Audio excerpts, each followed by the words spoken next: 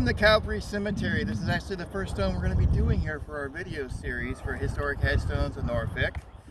The first person we're going to be talking about is William Mack Lee. He was born a slave at Stratford Hall Plantation in Westmorland County, Virginia on June 12, 1835. His master was Robert E. Lee, the general who led the Confederate forces during the Civil War. He was Lee's body servant and referred to him as Marse Robert. He had a close relationship with General Lee, and he described in his autobiography as being raised by one of the greatest men in the world.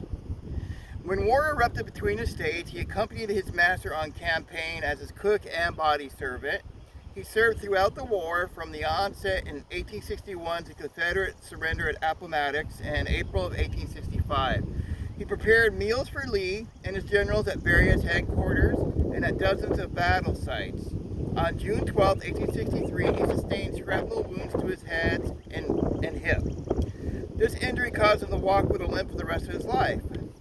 At the end of the conflict, he returned to a Lee family estate where he remained a resident for the next 18 years.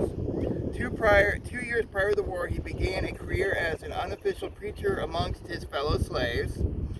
The return to peace gave him an opportunity to pursue this calling once again, but his illiteracy made it a difficult task. When General Lee died in 1870, he left $360 to his former servant for the purpose of education. Although largely illiterate at the end of hostilities, Reverend Lee used his money to enroll in school and learn to read. In 1881, he was ordained as a ministry Baptist minister. His first endeavor was to find 2 churches in Washington, D.C. Next, he became a pastor of a church in Cantorsville, Maryland. In 1912, he resigned his pastorate and founded a church in Norfolk County. It was located in a small town 6 miles from the city known as Churchland, now part of Portsmouth. The church had a brick structure with a stone front and is built at the cost of $5,500. His connection to General Lee made him a popular figure in the South, and he was often celebrated at Confederate memorial parades. The fame enabled him to fund much of his church construction through donations. Reverend Lee was married around 1855. His wife died in 1910. They had 8 daughters and 21 grandchildren. All right, this is a beautiful stone. I have never seen a slave get the Southern Cross of Honor and a Confederate headstone. I have never seen this before.